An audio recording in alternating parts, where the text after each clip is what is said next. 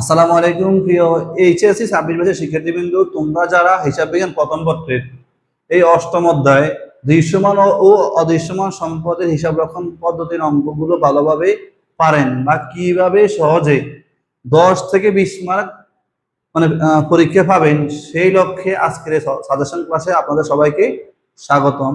যারা যারা এই অধ্যায় থেকে কমপক্ষে 10 সর্বোচ্চ 20 মার্ক পেতে চান, কমপক্ষে 10 মানে 10 মার্ক পাবেনই, দুইটা না আসলেও একটা অঙ্ক আসবেই অধ্যায় থেকে 10 মার্ক পেতে চান, তারা কোন কোন নিয়মের অঙ্কগুলো করবেন অথবা কি কি অঙ্ক করলে আপনি এখান থেকে 10 অথবা 20 মার্ক আসলে 20 পাবেন, সেই অঙ্কগুলো আমরা বলে দিব অথবা সেই নিয়মগুলো আমরা বলে দিব।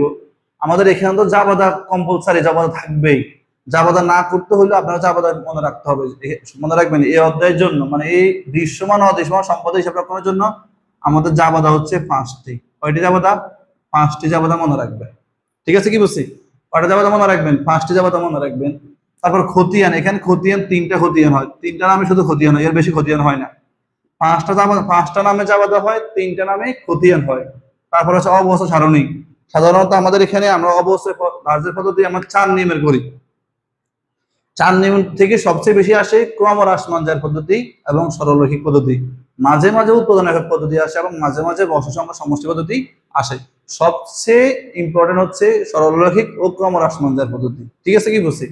আমাদের হচ্ছে এই যে বোর্ড প্রশ্ন কয়টা, এই কয়টা যদি করেন তাহলে আপনার সরলরৈখিক পদ্ধতি, ক্রমহ্রাসমান পদ্ধতি, উৎপাদন একক পদ্ধতি, বর্ষ সংখ্যা সমষ্টি পদ্ধতি সকল নিয়মের অঙ্ক আপনি আশা করি শিখতে পারবেন এবং সহজেই বুঝতে পারবেন।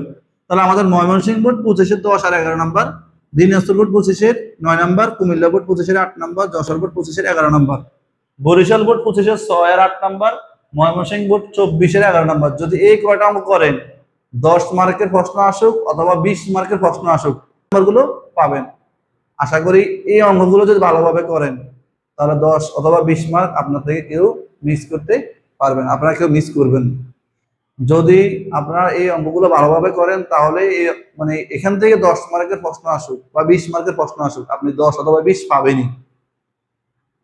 আশা করি বাড়ির মধ্যে বসে বসে অঙ্কগুলো প্র্যাকটিস করবেন।